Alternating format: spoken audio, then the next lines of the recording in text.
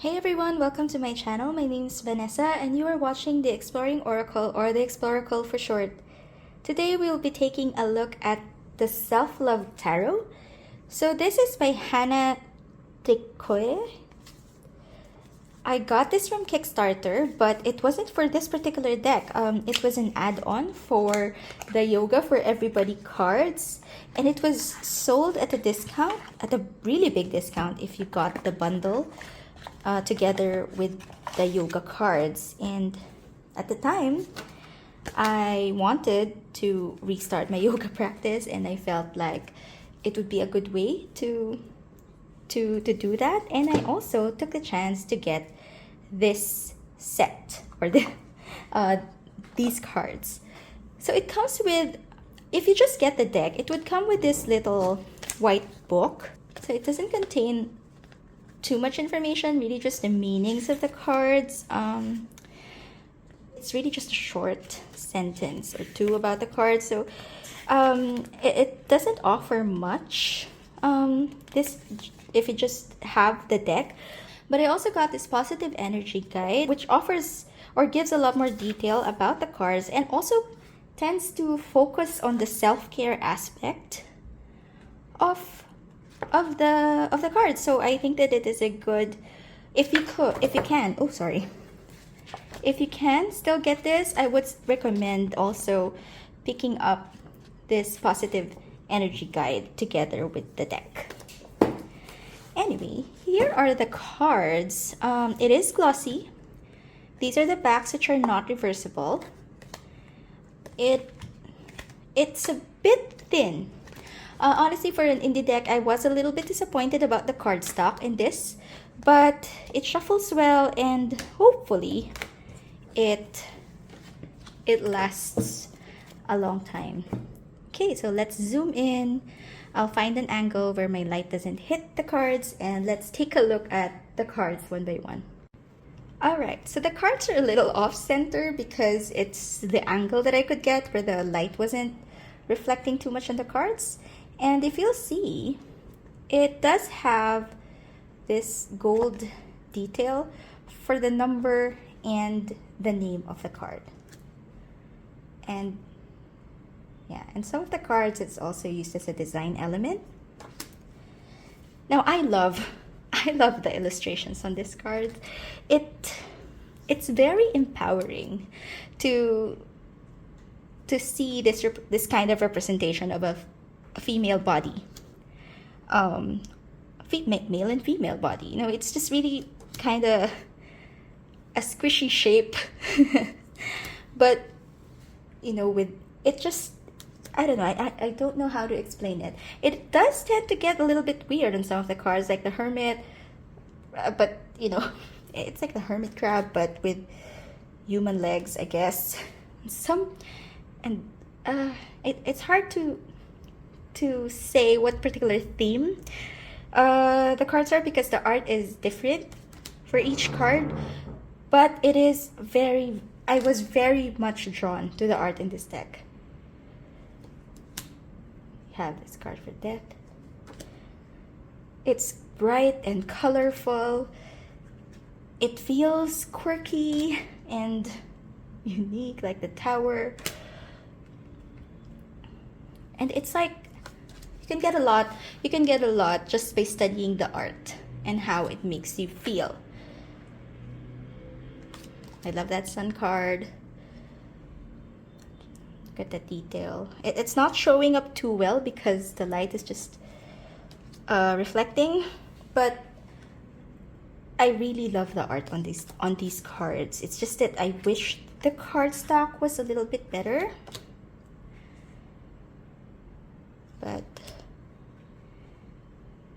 I do love the art.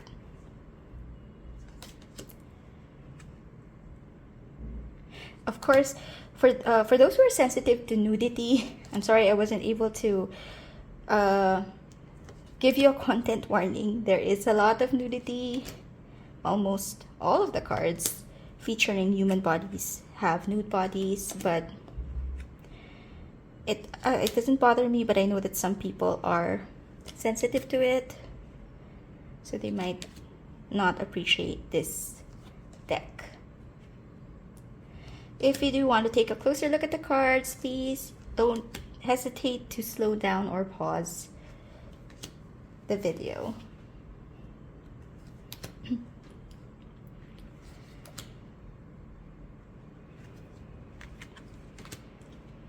It can get a little bit pippish, but I don't mind.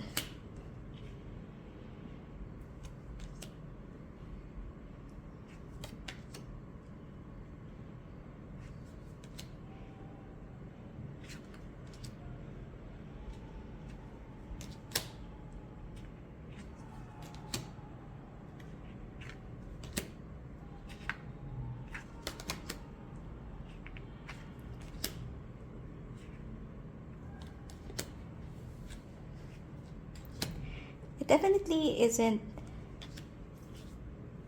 it isn't showing all of the RWS symbolism that you might be more familiar with, but it's a different take on the tarot. And I think that, well, no, not a different take on the tarot, but at least on the art. And I think that since I do tend to collect different kinds of decks with the purpose of really trying to expand how I read tarot, it's something that I appreciate.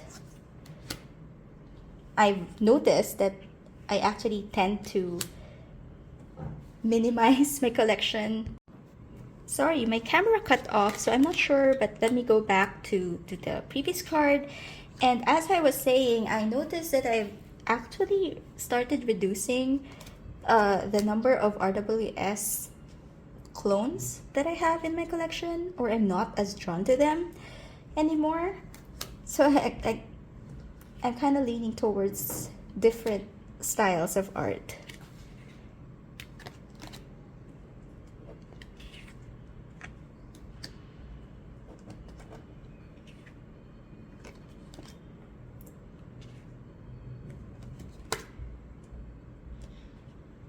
Oh, and also the pages have been renamed to Princess, but aside from that, all of the other cards remain the same. Alright, so I zoomed out so you can see how this shuffles, and then we will pick a card to read. So I'll be reading from the Little White Book and an excerpt from the Positive Energy Guide. Now, the reason why I don't like this cardstock is, aside from it does feel a little bit thin, it doesn't riffle shuffle well. Let me show you what I mean. It's thin enough, but it's hard to get a good mix. So you really have to exert effort to do that. I do notice that it does feel a little bit easier if you shuffle it this way, you know, with the cards facing you, but that's not how I usually shuffle. So yeah, but yeah, it takes some getting used to, but yeah, that's how I would shuffle it if I want to get a good mix.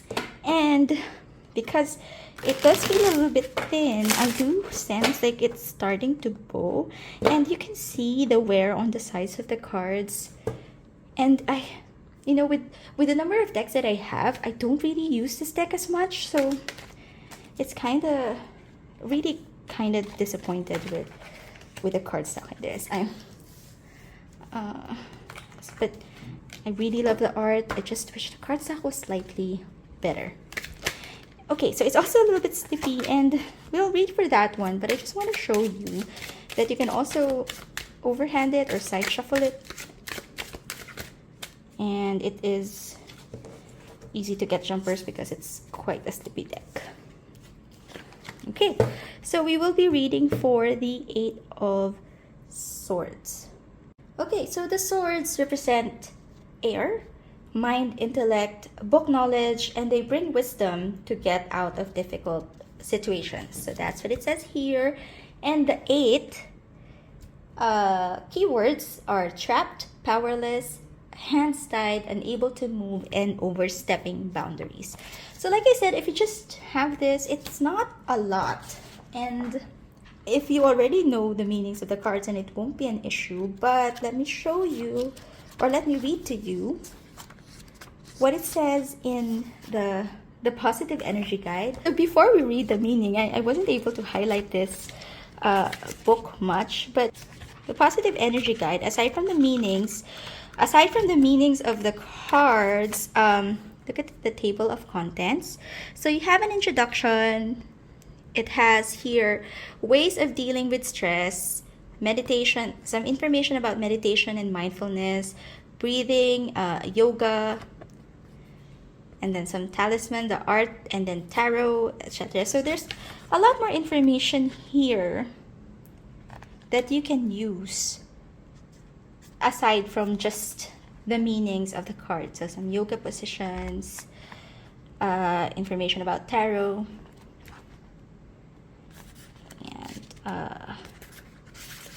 and I think there's some game. Oh yeah, it teaches you tarot as a game that you can use with your cards. I haven't really done that. I also don't know who I would be playing with, but but yeah, so there's a lot more information here. There are some spreads before you go into the meanings or the meanings of the cards, and you have a picture on the left side with the keywords. Now, I must say I do not like the font in this guidebook, and if you've been watching my videos for a while, I do mention that I don't have very good eyesight. It is horrible, and I find it difficult to read this text. The only good thing about it is it is quite big. It is written in a big font, so I can read it with with just a little bit of difficulty. So for the Eight of oh my gosh, what am I doing?